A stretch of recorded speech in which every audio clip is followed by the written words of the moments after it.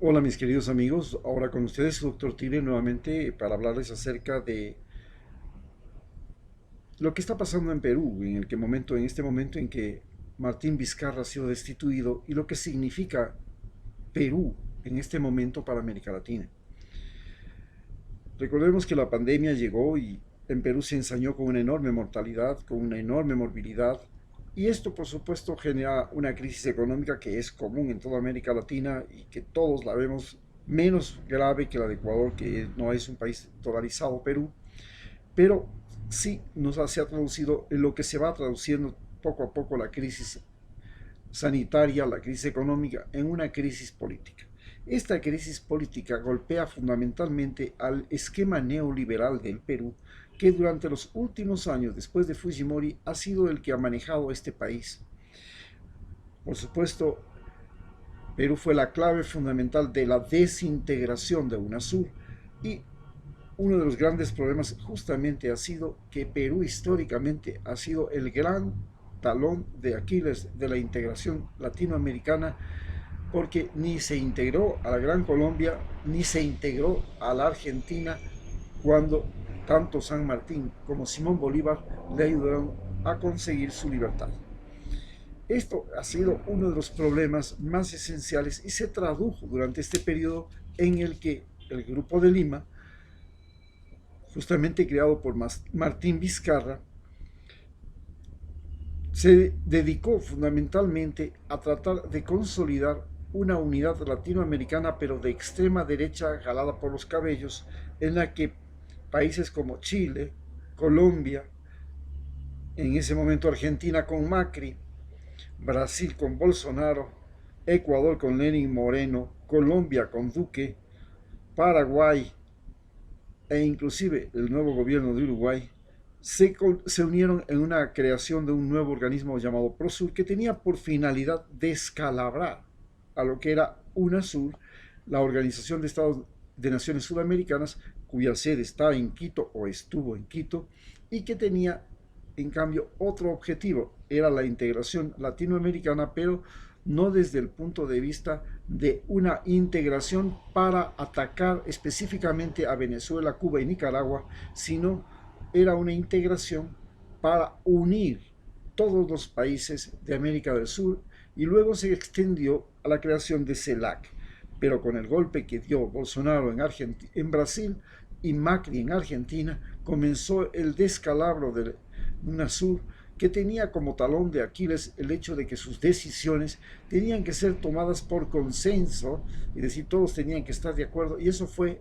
prácticamente imposible sabiendo que habían gobiernos como el de Colombia con Duque, o el de Vizcarra en Perú, o el de Chile con Piñeras, que ya llevaban el antecedente de ser los díscolos de acá históricamente. No es que ahora son.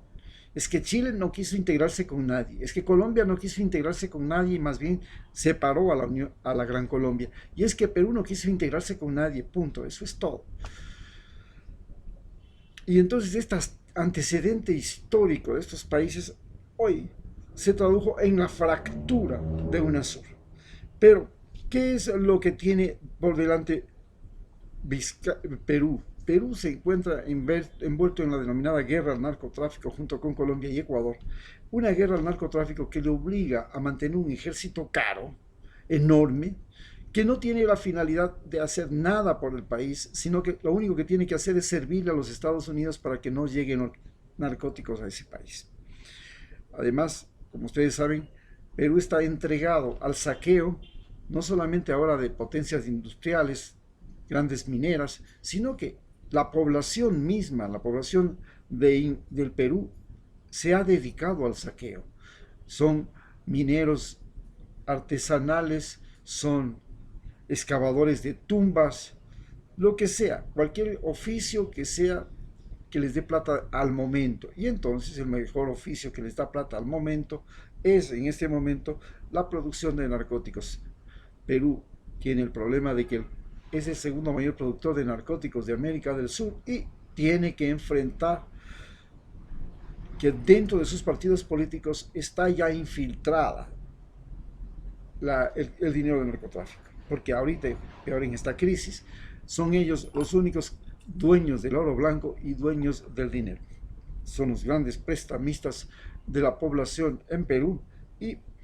por supuesto, ellos tratan de sacarle partido de todas formas. Empiezan con un contrabando por las fronteras, que comienza con contrabando de alimentos y productos, etcétera, etcétera, procesados o no procesados, y finalmente por ahí va entrando y va saliendo mezclado con las naranjas o los limones que vienen de Perú a Ecuador, va llegando la cocaína. Y ese es el juego. Así es lo que se está viviendo, pero Perú fue y cayó en las garras de Donald Trump y de Mike Pompeo. Mike Pompeo iniciaron su mandato en el 2016, Donald Trump, y uno de los objetivos fue hacerle la guerra a Cuba, Nicaragua y Venezuela, para lo cual buscó aliados, entre esos estaba a la cabeza Vizcarra, y por supuesto también logró conseguir la colaboración de Ecuador y de Perú y de Colombia, de los ejércitos de estos países, a través de la denominada guerra de narcotráfico, que no ha impedido para nada el narcotráfico, que no ha hecho nada, solamente es una ocupación militar. Y también comenzó la famosa guerra al socialismo del siglo XXI, con y el intervencionismo electoral que lo hizo, por supuesto, en los países como Argentina, Brasil, Bolivia, Ecuador, inclusive Colombia y en el mismo Perú. Pero básicamente ha sido, y todo arranca desde una campaña moralista contra primero la FIFA y comienza luego la persecución de la corrupción, entre comillas, de Odebrecht, y con la persecución de Odebrecht caen 6 presidentes en Perú. Y este es el talón de Aquiles de Perú, la corrupción, pero la corrupción que es censurada y manejada desde Estados Unidos, que es el que dice y quiénes son y quiénes no son los corruptos. Muchas gracias.